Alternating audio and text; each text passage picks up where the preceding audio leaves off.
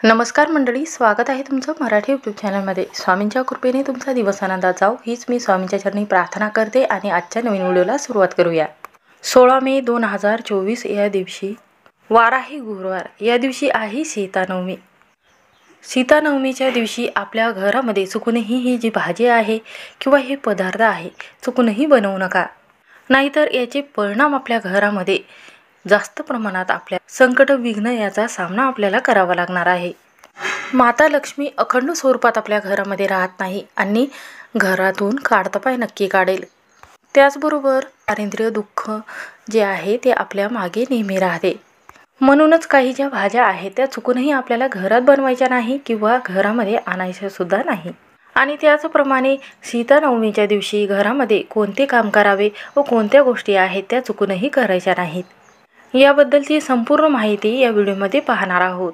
Video नवीन असाल तर subscribe करायला विसरू नका। असेच नवनवीन व्हिडिओ बघण्यासाठी बेल आयकॉनला प्रेस करा। जेव्हा मी नवीन व्हिडिओ अपलोड करेन त्याचं नोटिफिकेशन सर्वात अगोदर तुम्हाला भेटेल आणि तुम्ही एक पण व्हिडिओ मिस करणार नाही।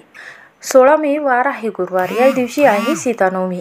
तर पहा, ज्या दिवशी आपण रामनवमी अशा पद्धतीने साजरी केलेली आहे तशाच पद्धतीने आपल्याला सीतानवमी साजरी करायची आहे।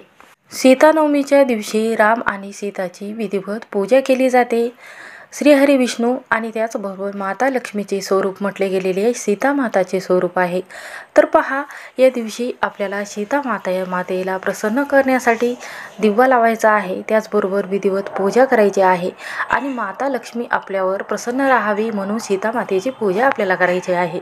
तर पहा, लक्ष्मी देवीची पूजा केल्याने आपल्या घरामध्ये धनधान्याला बरकत येत असते, पैसा यामध्ये बरकत येते आणि घरामध्ये जे दारिद्र्य आहे ते कमी होत असते। पहा, सीता मातेची पूजा कशी करायची आहे। तर पहा, माता लक्ष्मीची जशा पद्धतीने पूजा मांडत असतो, विधिवत फोटो मांडत असतो माता लक्ष्मीचा, त्याच पद्धतीने कलश मांडत असतो किंवा ओटीचं सामान मांडत असतो, त्याच पद्धतीने माता सीता जे आहे त्यांची पूजा अशाच पद्धतीने तुम्हाला मांडायची आहे। तर पहा, सीता मातेचा तुमच्याकडे जर फोटो नसेल तर तुम्ही जशी महालक्ष्मीची पूजा मांडता किंवा महालक्ष्मी देवीचा फोटो मांडता त्याच पद्धतीने माता लक्ष्मीचं स्वरूप सीताला समजले गेलेले आहेत, कारण माता लक्ष्मीने सीताचे रूप धारण केलेले आहेत। त्यामुळे तुम्ही जर माता लक्ष्मी देवीचा फोटो नक्की ठेवावा।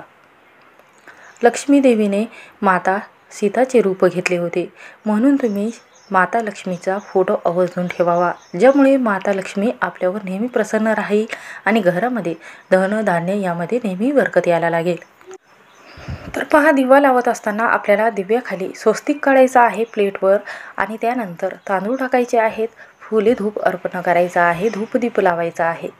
तर फुले गुलाबाचे टाकायचे आहेत, अक्षता टाकायच्या आहेत आणि त्यानंतर पूजा विधिवत तुम्हाला करून घ्यायची आहे दिव्याची। आणि त्यानंतर हा दिवा तुम्हाला जिथे देवीची सीताची पूजा मांडलेली आहे किंवा माता लक्ष्मीची पूजा मांडलेली आहे त्यासमोर हा दिवा तुम्हाला प्रज्वलित करायचा आहे। आणि त्यानंतर गणपती बाप्पाची पूजा तुम्हाला करून घ्यायची आहे माता लक्ष्मीची आणि त्याचबरोबर राम आणि सीताची पूजा करायची आहे। तर पहा, माता सीता माताला तुम्हाला लाल रंगाची फुले अर्पण करायचे आहेत आणि श्रीराम यांना तुम्हाला पिवळ्या रंगाची फुले अर्पण करायचे आहेत आणि त्यानंतर आरती करून घ्यायची आहे आणि त्यानंतर नैवेद्य अर्पण करायचा आहे। नैवेद्यामध्ये तुम्ही खीर अर्पण करू शकता। खीर अर्पण करताना तुळशीचे पान आवर्जून टाकावे आणि त्यानंतर पहा, तुम्ही वरण भात भाजी पोळी बनवलेली आहे तो नैवेद्य ठेवू शकता, त्याबरोबर ही खीर तुम्हाला ठेवायची आहे। तर पहा, राम जे आहे ते सीताशी जोडलेले आहे, तर त्यामुळे तुम्हाला या दिवशी रामरक्षा स्तोत्र एक वेळा पठण करावे। तर आजच्या व्हिडिओमध्ये पाहणार आहोत की यानंतर की सीता नवमीच्या दिवशी आपल्याला घरामध्ये चुकूनही ह्या भाज्या ज्या आहेत त्या चुकूनही आपल्याला बनवायच्या नाहीत। तर पहा, सर्वात प्रथम आपल्याला वांग्याची भाजी खायची नाही, कारण वांग्याची भाजी ही मांसाहार पदार्थामध्ये मोडली जाते। त्याचबरोबर मांसाहारी पदार्थ आपल्याला चुकूनही खायचे नाहीत। त्याचबरोबर पौर्णिमा असेल, अमावस्या असेल किंवा एकादशी असेल, या दिवशी चुकूनही तुम्हाला वांग हे खायचं नाही किंवा घरामध्ये तुम्ही द्वादशीला देखील बनवू नका। आणि त्यानंतर तामसीन अन्न पदार्थ जे आहेत ते चुकूनही घरामध्ये खायचे नाहीत किंवा तुम्ही हातसुद्धा लावू शकत नाही। तर पहा, जे कांदा लसूण आहे ते त्यामध्ये गरमी जास्त असते, गरमी जास्त असल्यामुळे जी व्यक्ती आहे, जी खाणारी व्यक्ती आहे, त्यांना राग खूप येत असतो. म्हणून प्रत्येक कामामध्ये राग त्यांना लवकर येत असतो. आणि जे या तिथींना कांदा लसूण खाल्ले जाते, तर त्यांना राग जास्त आल्यामुळे जे काम तुम्ही करत आहात, व्यवसाय असेल, नोकरी असेल, त्यामध्ये तुम्हाला सतत चिडचिड निर्माण होते. म्हणून तुम्ही योग्य तिथींना किंवा एखादा सण असेल त्या दिवशी कांदा आणि लसूण नक्की वर्ज्य करावे, ज्यामुळे तुम्हाला राग कमी येईल. तर पहा, तुम्हाला योग्य ठिकाणी जे काम तुम्ही हातात घेतलेले आहे ते काम नक्की पूर्ण होत असते. तर पहा, आपला क्रोध कमी करणे या तिथींना आवश्यक असते. म्हणून तुम्ही या आवश्यक तिथींना जे वस्तू तुम्हाला सांगितलेली आहे किंवा पदार्थ सांगितलेला आहे तो आवर्जून तुम्ही वर्ज्य करावा. तर पहा, यानंतरची वस्तू आहे ती अत्यंत महत्त्वाची आहे. तर ती वस्तू म्हणजे आपण शेतामधले जे जमिनीमध्ये ज्या भाज्या येत असतात त्या चुकूनही तुम्हाला घरामध्ये बनवायच्या नाहीत.